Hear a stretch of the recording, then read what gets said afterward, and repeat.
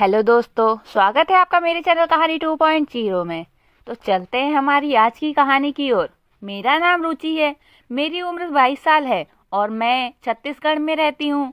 मुझे ना जाने क्यों ऐसा लग रहा था कि सब नॉर्मल होकर भी नॉर्मल नहीं है, या फिर यह सब कुछ ज़्यादा दिनों के लिए नहीं है। यही सब सोचकर मेरे में बुरी तरह से दर्द हो रहा था।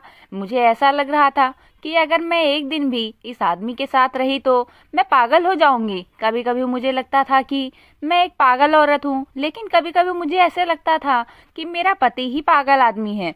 मैं डिसाइड नहीं कर पा रही थी कि हम दोनों में कौन नॉर्मल था और कौन नहीं।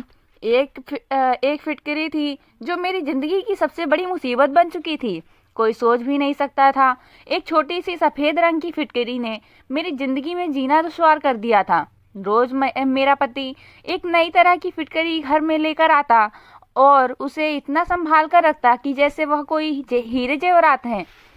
वो पागलों की तरह हर 10 मिनट बाद आकर अपनी फिटकरी का ध्यान रखा करता था, कहीं कोई फिटकरी को चोरी करके तो नहीं ले गया और कहीं कोई चीज फिटकरी के ऊपर तो नहीं गिर गई जिससे फिटकरी वेस्ट हो जाए। वो बार बार अपनी लाई हुई फिटकरी का ख्याल रखता रहता।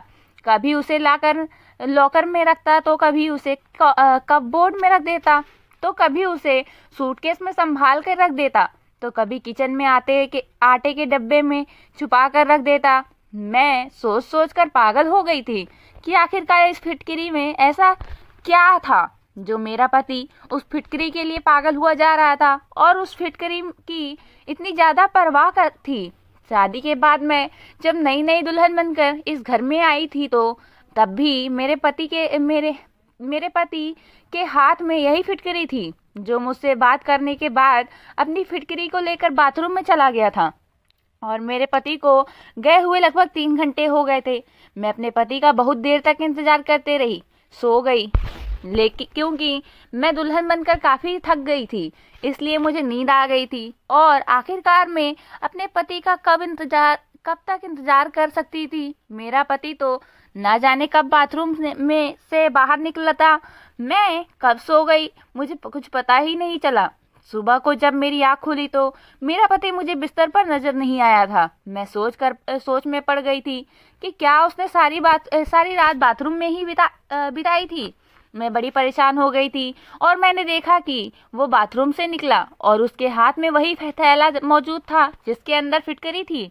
मेरा पति बहुत बहुत देर तक अपनी फिटकरी के साथ बाथरूम में बंद रहता था और आने के बाद कहता कि सारी कमी पूरी हो गई है। और मैं शर्मिंदा हो जाती थी कि न जाने वह कैसी कमी पूरी होने की बात कर रहा था। वो दिन था और आज का दिन मेरी शादी को लगभग 3 महीने हो गए थे और यह फिटकरी थी कि जिसकी कहानी आज तक खत्म न होने का नाम नहीं ले रही थी। वो बार बार बाथरूम में जाता और फिटकरी का वो थैला बाथरूम के अंदर जाते हुए और बाथरूम से बाहर आते हुए भी उसके साथ ही में ही होता। बाथरूम से लगातार पानी गिरने की आवाज आती रहती थी और जब ज्यादा देर हो जाती तो मेरा पति बाथरूम में बहुत खुश होकर बाहर निकलता था। मैं तो बड़ी अजीब सी उलझन में फंस गई थी। मैं अपनी परेशानियां किसी को बता भी नहीं सकती थी। ये सच्चाई जानने के लिए एक रात मैंने बाथरूम की खिड़की से झांक कर देखा तो मेरा दिमाग फट गया था और मेरे होश उड़ गए थे। मेरे माता पिता मुझे बहुत प्यार किया करते थे क्योंकि मैं उनकी लाडली बेटी थी। मैं अपने सब भाई बहनों में से सबसे छोटी थी, इसलिए मुझे अपने माता पिता के साथ अपने बड़े भाई बहनों का भी बहुत प्यार मिला था। मेरे माता पिता का कहना था कि मैं बचपन में काफी बीमार रहती थी और मेरे माँ बाप हमेशा मेरे ठीक होने की प्रार्थना करते रहते थे। बचपन में मेरा काफी इलाज भी हुआ था, इसलिए मुझसे मेरे घर में सारे लोग बहुत ज्यादा प्यार करते थे। मेरे माता पिता ने भगवान के आगे प्रार्थना की और रो रो कर मेरी जिंदगी की भीख मांगी थी, मगर मेरे माता पिता को यह पता नहीं था कि उनकी जिंदगी इतनी जल्दी उनको छोड़कर चली जाएगी और उनकी सबसे लाडली और छोटी बेटी उनके पीछे अनाथ हो जाएगी। अगर मेरे माता पिता को यह बात बचपन में पता होती तो वह कभी भी मुझे नहीं बचाते। मेरे परिवार में मेरे माता पिता के अलावा एक बड़े भैया और एक बड़ी बहन भी थी। वह सब लोग एक साथ मुझे छोड़कर इस दुनिया से चले गए। मैं 7 साल की थी जब हमारी पूरी फैमिली पिकनिक के लिए जा रही थी। तभी रास्ते में अचानक हमारी गाड़ी का एक्सीडेंट हो गया था। एक्सीडेंट इतना ज़्यादा खतरनाक था कि मेरे माता पिता और मेरे दोनों भाई बहन की मौके पर ही मौत हो गई थी। लेकिन शायद भगवान को जिंदगी देनी थी, मुझे ज़िंदगी देनी थी, इसलिए कितने लोगों को की मौत हो जाने के बाद मैं अकेली बच गई थी। मेरे मामूली सी चोट आई थी लेकिन मेरी ज़िंदगी बच गई थी। लोग मुझे देखकर हैरान हो रहे थे कि यह लड़की कैसे बच गई। कहते हैं कि जिंदगी जिसकी ज़िंदगी भगवान लिख दे उसे कौन मार सकता है। और कुछ लोग मुझे देखकर बहुत अफसोस भी कर रहे थे कि मैं अपने माता पिता के बिना कैसे दुनिया में अकेली रहूंगी। अच्छा तो यही होता कि मैं भी अपनी फैमिली के साथ ही दुनिया से चली जाती। लोग कह रहे थे कि यह लड़की अब अनाथ होकर जिंदगी कैसे गुजारेगी, कौन इसकी परवरिश करेगा। इसी तरह से मेरी पूरी फैमिली खत्म हो चुकी थी और मैं अकेली हो गई थी क्योंकि मैं बिल्कुल लावारिस थी। मेरे पिता के सौतेले भाई ने मुझे अपने घर में जगह दे दी थी क्योंकि और कोई मुझे अपने साथ रखने के लिए तैयार ही नहीं था। और मेरी माँ के रिश्तेदार तो डर की वजह से कभी हमारे घर पर अफसोस करने के लिए भी नहीं आए थे। मैं अपने चाचा चाची के घर में रहने लगी थी और उनकी बेटियों की उतरन पहनकर अब उनका बचा हुआ खाना खाकर अपना गुजारा कर रही थी। वह लोग मुझे बहुत ताने भी दिया करते थे। उन लोगों के ताने सुन सुनकर ही मैं जवान हो गई थी और इसी तरह से टाइम तेजी से गुजरा चला गया था और मेरी शादी की उम्र हो गई थी। मेरे लिए काफ़ी सारे रिश्ते भी आने लगे थे। मुझे ऐसा लगता था मेरे लिए रिश्ते आते ही मेरी चाची परेशानी में आ जाती थी। मेरी चाची ने मुझसे जान छुड़ाने के लिए मेरी शादी ऐसे इंसान से कर दी थी जिसको मैं जानती तक नहीं थी। फिर भी मैंने सोचा कि चाची के घर पर मुझे सारा दिन नौकरानियों की तरह काम करना पड़ता था। इससे बेहतर यही होगा कि मैं अपने पति के घर काम करूं और उसकी सेवा करूं। जब मैंने अपने होने वाले पति को देखा तो लड़का काफ़ी हैंडसम और स्मार्ट था, इसीलिए मैं बेफिक्र हो गई थी। फिर सुना कि लड़के वालों का अपना घर है तो इस बात से मैं और भी ज़्यादा खुश हो गई थी। चाची ने तो अपनी जान से छुटकारा पाने के लिए मेरी शादी जल्दबाजी में करती थी क्योंकि मैं बहुत ज़्यादा खूबसूरत थी और मेरी चाची की बेटियां मुझसे ज़्यादा खूबसूरत नहीं थी। इसलिए चाची जलन की वजह से मुझे जल्द से जल्द विदा करना चाहती थी ताकि उनकी बेटियों के लिए आगे का रास्ता साफ हो सके। विदाई के टाइम पर चाची ने मुझसे कहा था कि अब ससुराल में ही रहना, मेरे घर आने की कोई ज़रूरत नहीं है। मेरे पास तो इतने पैसे नहीं हैं क्या मैं तुम्हारा खर्चा उठा सकूं। जैसे भी हालात हो तुम्हें अपने ससुराल में ही रहना है और अगर अपनी ससुराल में तुम्हें कोई परेशानी लगे तो चुपचाप उसे बर्दाश्त करना। तलाकशुदा बनकर मेरे घर पर आने की कोई ज़रूरत नहीं है। चाची की इस बात ने मुझे बहुत परेशान कर दिया था। वह इस तरह की बातें ना जाने मुझसे क्यों कर रही थी। अभी तो मेरी विदाई भी पूरी नहीं हुई थी और वह तलाक तक पहुंच गई थी। आखिर वह ऐसा क्यों कह रही थी? क्या लड़के में कोई खराबी थी या उसके घर वालों में कोई गड़बड़ थी? मेरे दिमाग में अजीब अजीब तरह के सवाल पैदा होने लगे थे और इन्हीं सवालों के सोचते सोचते जब मैं अपने ससुराल विदा होकर चली गई तो शादी की पहली रात ही मुझे अंदाजा हो गया कि चाची इस तरह की बातें क्यों कर रही थी। जिस लड़की के पति ने शादी की पहली रात उसके साथ रिलेशन बनाने की बजाय सारी रात बाथरूम में ही गुजार दी थी तो उसकी दिमागी हालत क्या होगी। शर्म की वजह से ये सवाल मैं अपने पति से कर भी नहीं सकती थी क्योंकि मैं नई नवेली दुल्हन थी और नई नवेली दुल्हन ऐसी बातें कहती तो उन्होंने ऐसा क्यों किया और सारी रात बाथरूम में क्यों रहे, तो ये तो गलत बात हो जाती। मैंने सोचा कि मैं तो सो गई थी, हो सकता है कि वह भी आकर सो गए होंगे।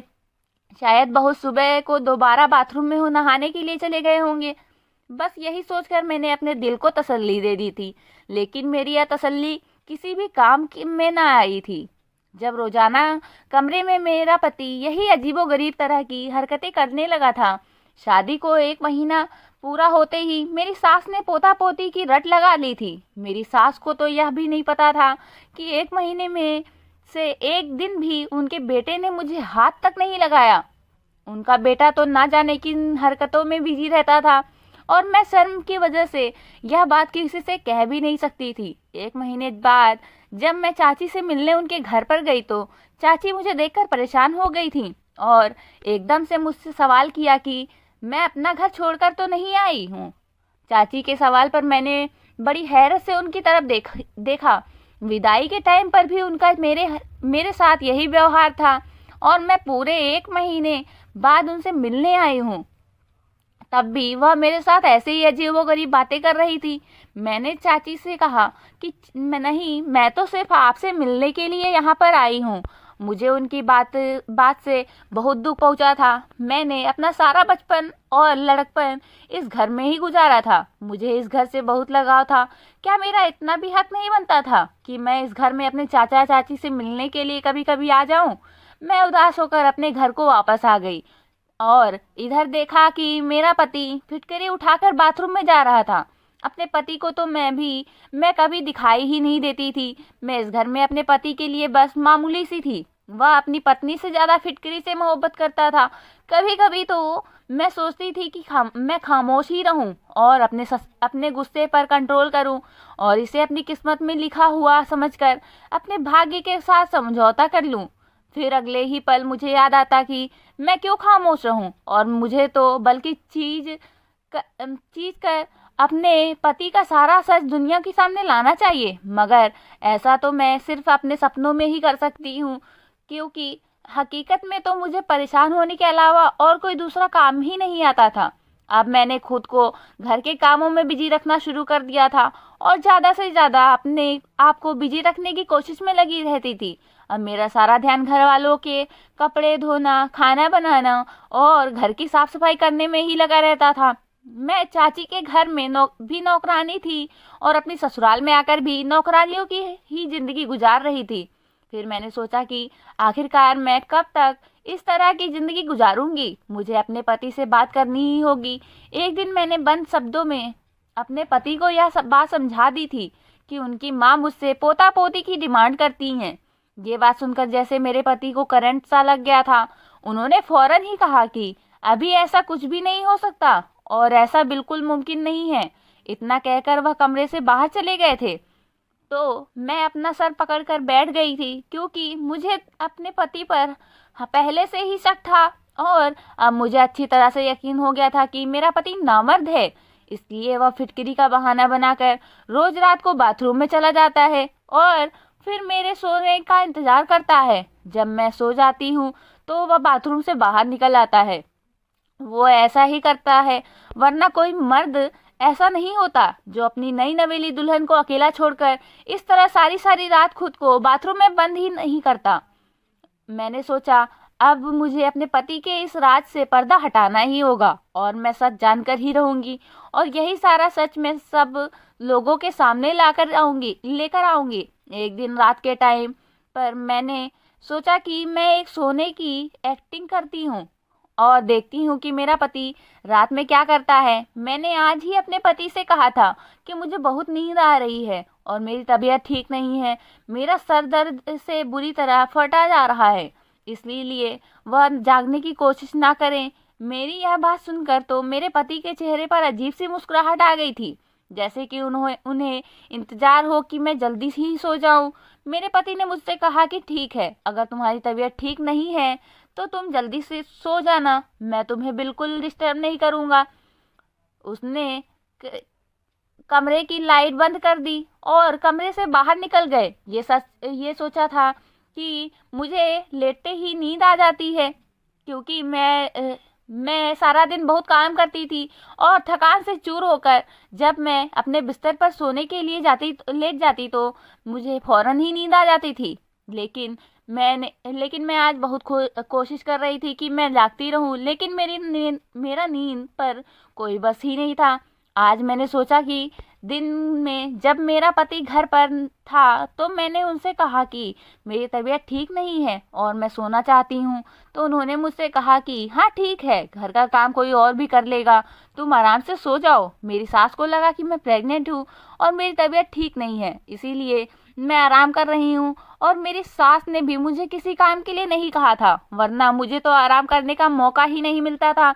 मैंने नींद दिन में ही पूरी कर ली थी। मैं जी भर के सोई थी ताकि मैं रात को देर तक जाग सकूं। मैं लगभग 1 घंटे तक अपने पति का इंतजार करती रही थी। 1 घंटे बाद जब मेरा पति कमरे में आए तो मैं ऐसी हो गई जैसे मैं गहरी नींद में सो रही हूँ। मैंने देखा कि वह वही फिटकरी वाला थैला लेकर बाथरूम में चले गए थे। जब उन्होंने बाथरूम का दरवाजा बंद किया तो मैं फौरन से उठ गई।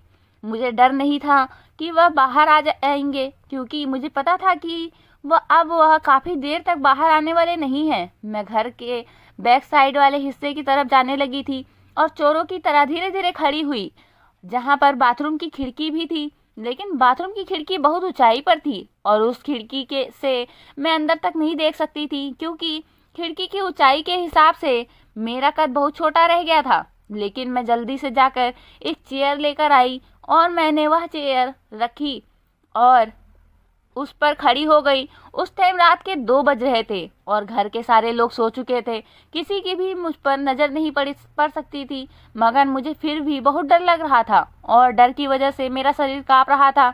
मैं वह चेयर उठाकर खिड़की के करीब आई और चेयर पर चढ़कर खिड़की के अंदर देखने लगी कि आखिर मेरा पति इतनी देर तक बाथरूम में क्या करता है। अपने पैर कांपने की वजह से मुझे ऐसा लग रहा था कि मैं अभी ठीक से खड़ी नहीं हो पा रही हूँ, ऐसा ना हो कि मैं गिर जाऊं। मैंने अपने अंदर हिम्मत पैदा की और चेयर के ऊपर खड़े हो गई।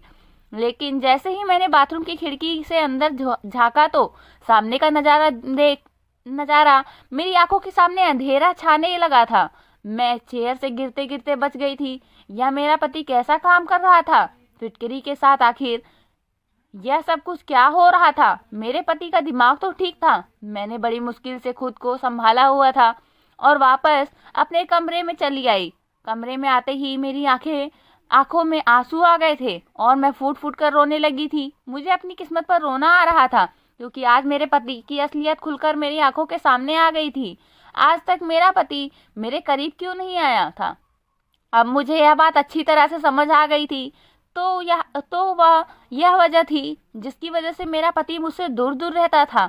अब मुझे यकीन हो गया है कि मेरी चाची मेरे पति की असलियत को अच्छी तरह से जानती थी, इसीलिए वह मुझसे इस तरह से की बातें किया करती थी। उन्होंने जानबूझकर मुझे इस नर्क में ढकेला था, वरना मेरे लिए रिश्तों की कोई कमी नहीं थी। मैं खूबसूरत थी, जिसकी वजह से लोग मुझे देखते ही पसंद कर लिया करते थे और चाची को सिर्फ इसी बात का डर था कि कहीं मुझे उनकी बेटियों से ज़्यादा अच्छा रिश्ता ना मिल जाए।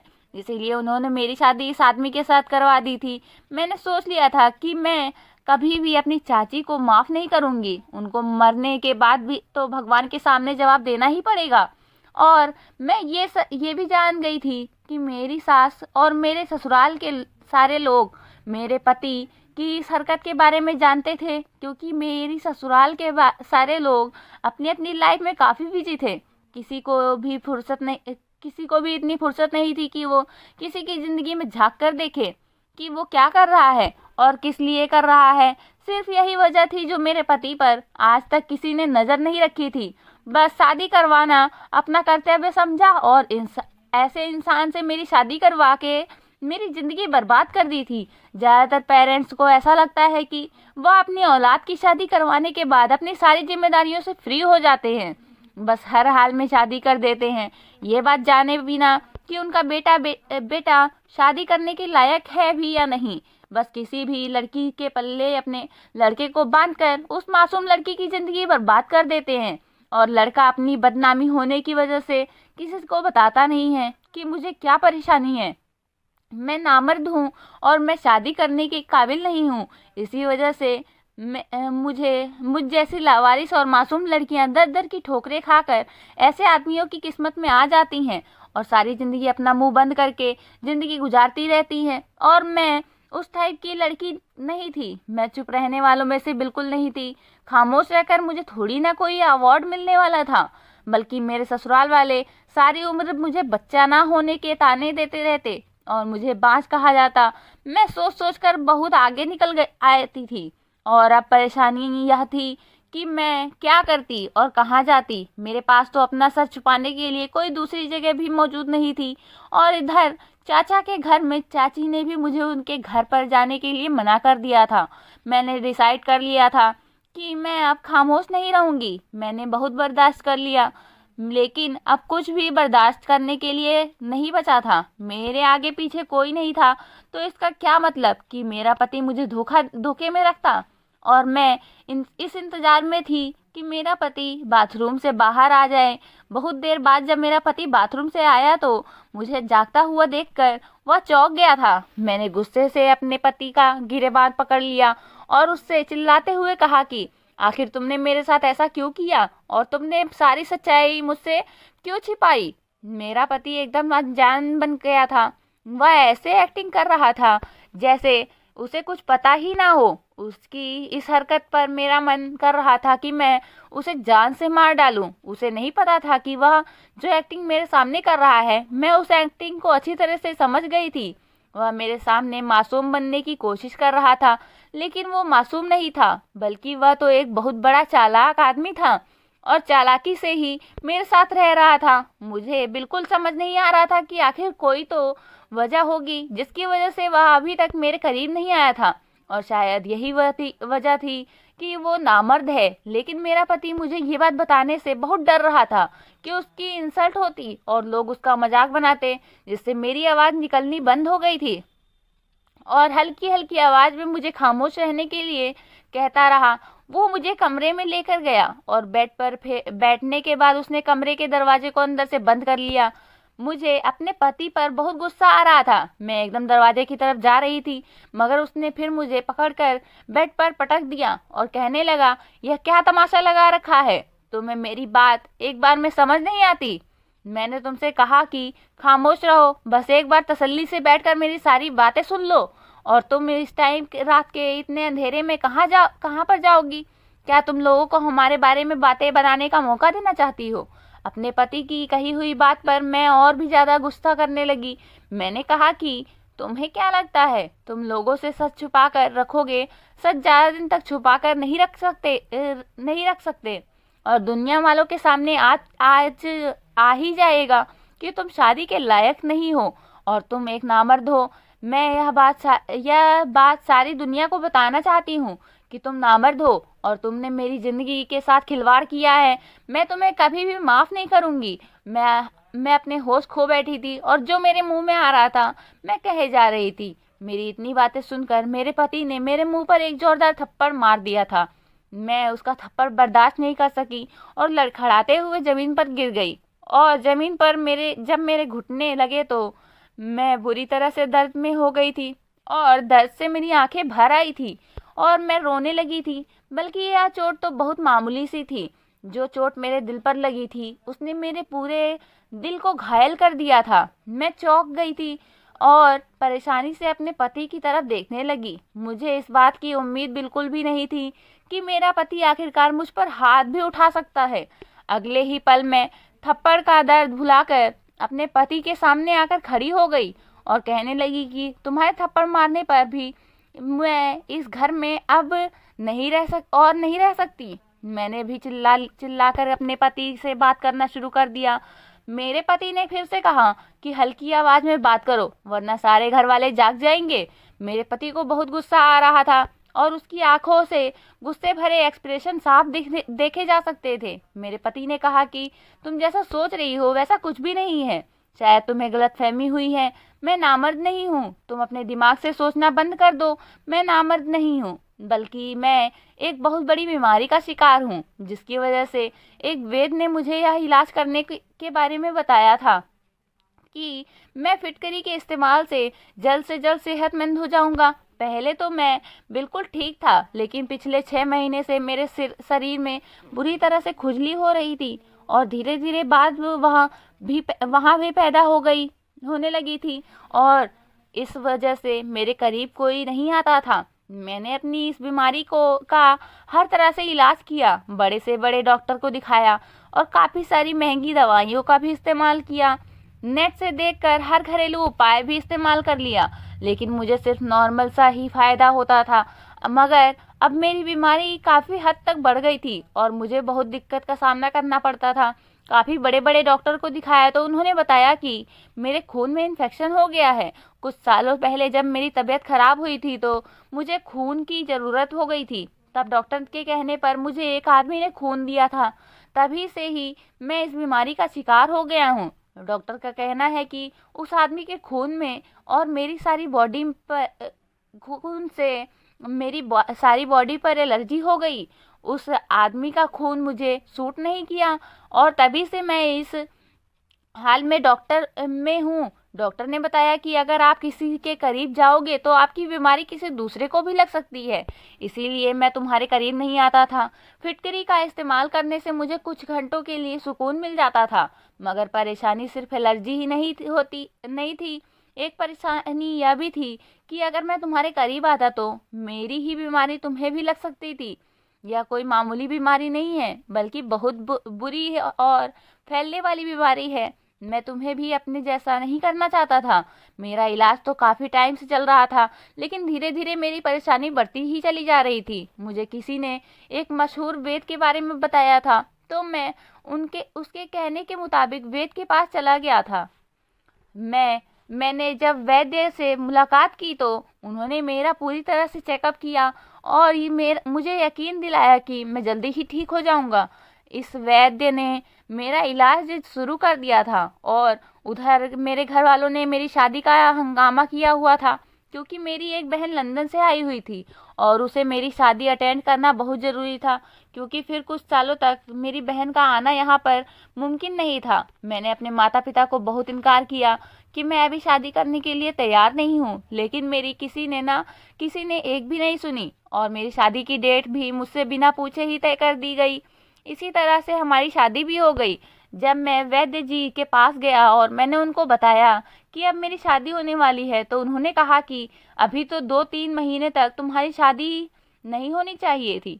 जब तक इलाज पूरा नहीं हो जाता तब तक तुम्हें किसी के करीब भी नहीं जाना है। मैं अपने फैमिली के हर मेंबर में से भी दूरी बनाकर ही बात किया करता था और ना ही उन लोगों के साथ उठता बैठता था। फिलहाल मेरी शादी की डेट तो फिक्स हो गई थी।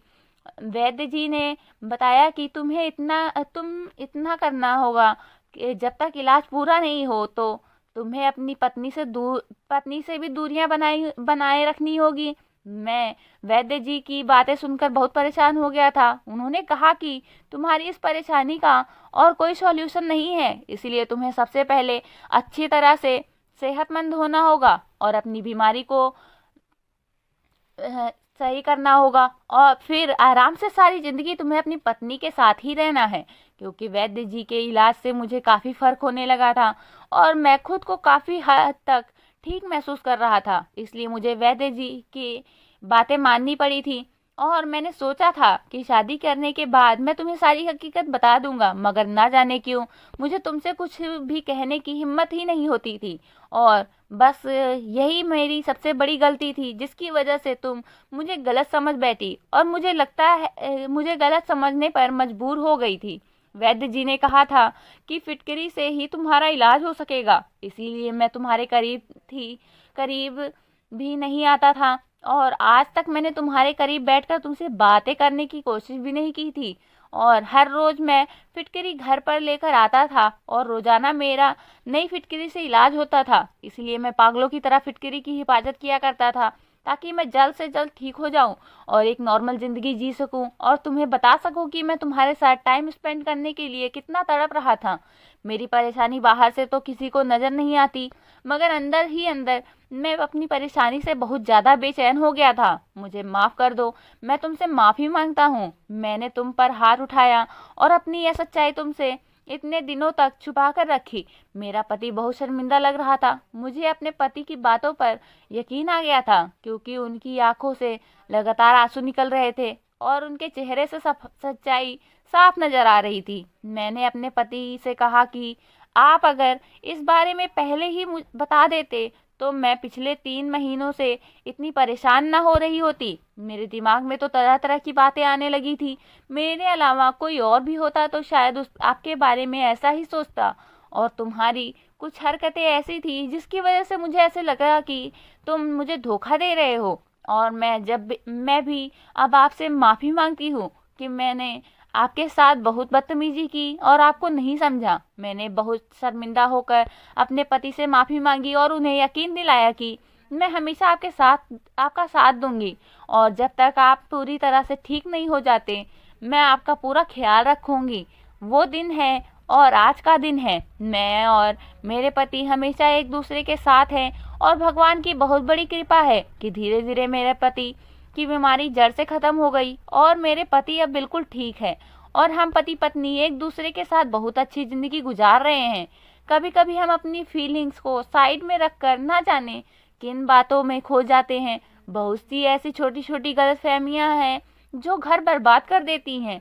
हमें अपने लाइफ पार्टनर को अच्छी तरह से समझने की कोशिश करनी चाहिए, लेकिन हम तो सिर्फ अपने बारे में ही सोचते हैं। हम नहीं जानते कि सामने वाले के दिल का क्या हाल है और वह किसी परेशानी से जूझ रहा है। अगर हम किसी की परेशानी को समझ सके तो हम उसका साथ देकर उसे कामयाब बना सकते हैं और उसकी परेशानी को जड़ से खत्म कर सकते हैं। मैं भगवान से प्रार्थना करती हूँ कि भगवान हम लोगों को सोचने और समझने की हिम्मत दे और ताकत दे, और हमें सही फैसला करने की समझ दे। अब मेरी शादी को 7 साल गुजर चुके थे। अब मेरे पास 3 साल की बेटी है। ऐसा लगता है जैसे मेरी ज़िंदगी से सारी परेशानियां ख़त्म हो गई हैं, क्योंकि मेरे पति इतने अच्छे पति हैं कि कभी कभी मुझे अपनी किस्मत पर यकीन नहीं होता कि यह वही आदमी है जिस पर मैंने पहले कुछ जाने बिना ही काफ़ी सारे इल्ज़ाम लगाए थे और शक किया था। अब मैं अपने पूरे परिवार के साथ बहुत खुश हूँ। तो दोस्तों, उम्मीद करती हूँ आपको हमारी कहानी पसंद आई होगी। कहानी पसंद आई है तो वीडियो को लाइक करें, चैनल पर नए हैं तो चैनल को सब्सक्राइब करें, और हाँ, नोटिफिकेशन बेल को ज़रूर दबाएं ताकि अगले अपडेट सबसे पहले आपको मिल सके। और मिलते हैं अगली वीडियो में।